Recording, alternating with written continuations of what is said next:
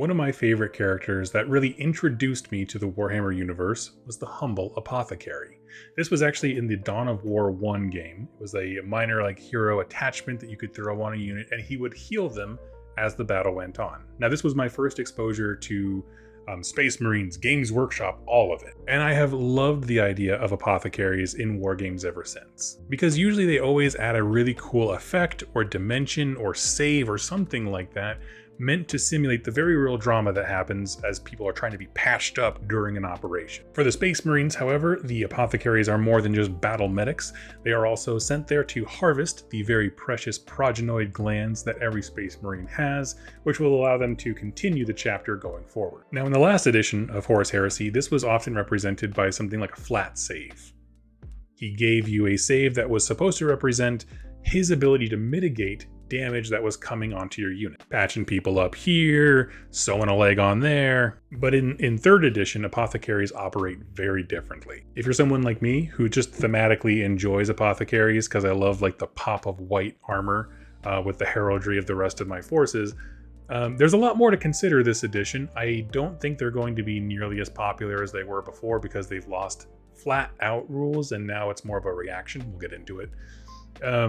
But I do think they have a place in the game and they do fill a very important niche for armies specifically like mine. So this is going to be all about apothecaries, how to add them to your army, what's unique about them, how much they cost, and then go through essentially how the apothecary functions in the new edition to keep your boys safe. I just want to throw a shout out here. If you're interested in this kind of content and you want to support the channel, save yourself some money by using my affiliate links in the description down below through my link tree.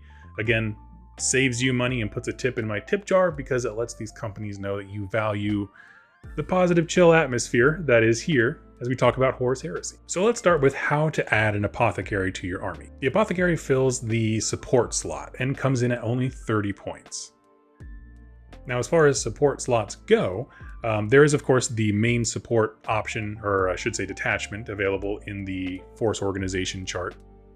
But also if you play Space Marines, any of the Space Marines, there's actually a apothecary detachment that allows up to 6 of these guys, provided they're all apothecaries. What that means now though, is that you will need either a hero to unlock the auxiliary slot to be able to take these guys, or you'll have to use the logistical benefit to be able to insert a support slot into an existing detachment. Now, apothecaries themselves are essentially just normal Marines, kind of have a sergeant-like stat line. And the specialist rule allows them to join units like other hero types. They can only join units of the same type, in this case, infantry. And my understanding is they can join units that also have a hero on, or a command or high command option. Now, those are the restrictions, which are a lot fewer than the previous edition. So you could, from my understanding of the rules as of right now, have an apothecary go with Terminators, even though he's not in Terminator armor, which is usually how it was kind of divided before, which is interesting. But the only thing I could find was that he has to be the same type, infantry. And because of the specialist rule, they can begin the game attached to units, so they can just come in the field that way. And like I said, clocking in at 30 points, I see them essentially as a unit upgrade. They have the rules with specialists to be able to leave a unit and join another one, but I mean, I just don't see that happening. Now, as I said before, he is essentially a sergeant. He has a very similar stat line and can choose from the sergeant, the pistol list, I believe. But his melee weapon you can't change, which is the Narthecium. That and the Medic 4 ability are what make him unique. That's really what you're paying for with those 30 points. Let's start with the latter. So Medic 4.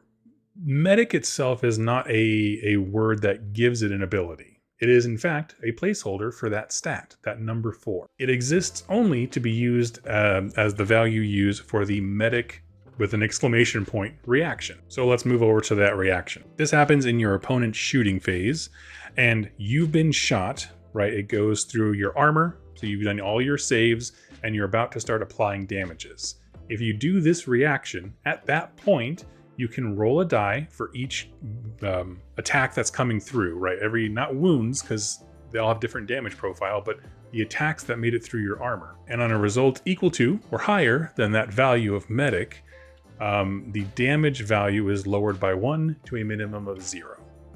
So what is that? That's a massive change. So when you're being shot at, and it is specifically being shot, on a 4-up, you can reduce the damage trait by 1 to a minimum of 0. So if you get hit with mass bolter fire, you can reduce the damage down to 0, and your guys functionally have another save. This happens before you start applying things, because after you know the damage value, then you can start assigning it to models. So that's interesting, and it could even make some weapons like that target things like Terminators, like 2 or 3 damage weapons, make them less effective. One note that I adore this so much, is that the Salamanders have a Draken Scale, which takes the damage of Plasma, Melta, Volkite, and something else down to 1. And so this would then allow them to ignore that. Like, no matter what the damage value is, it's 1, and this brings 1 down to 0, which is cool. So again, no flat rule. You don't get this just for having a medic, but you get the opportunity to react with the medic ability that's going to potentially reduce incoming damage, which is a huge blow to the utility that they brought before. Now, the other thing he brings is that like gauntlet mounted drill that he pulls the progenoid gland from the Narthecium.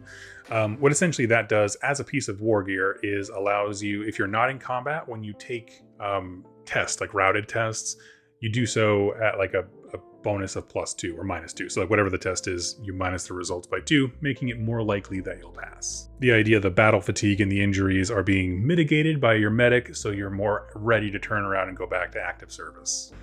So where does this leave the humble apothecary? It's a very weird place.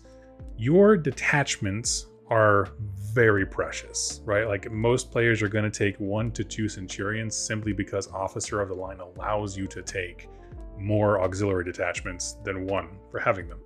So like, I think that is a precious resource. Another very precious resource is reaction points.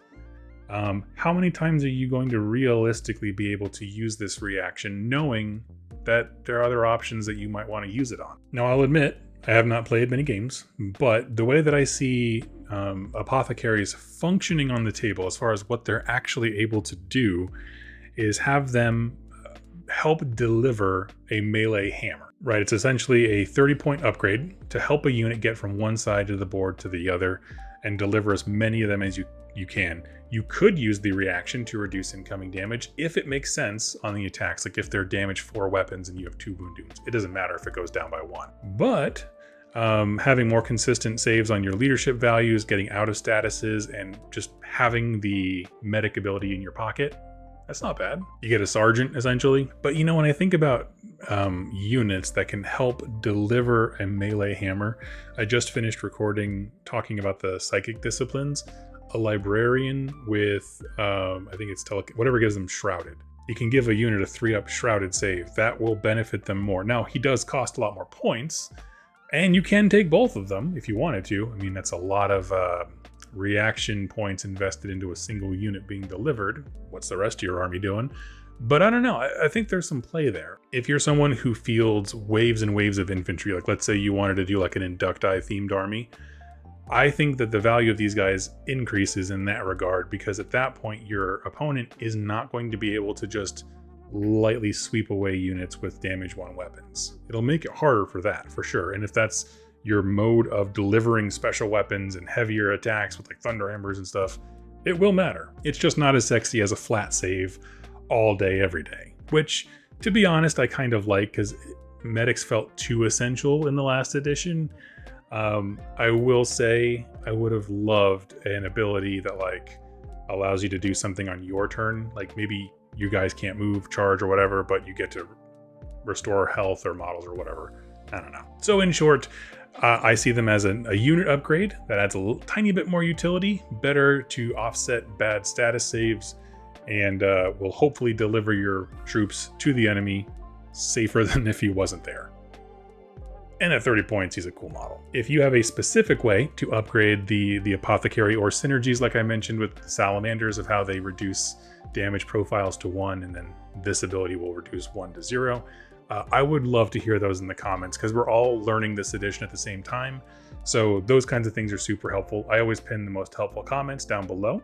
And let me know if you are interested in more discussions, what you would like to hear about, or if there's something confusing about the new edition as far as army construction or how to include XYZ. I would love to know it, because I'm looking for source material or ideas for future videos. Thank you all so much for watching and listening, and I'll catch you in my next Horus Heresy video. Happy wargaming.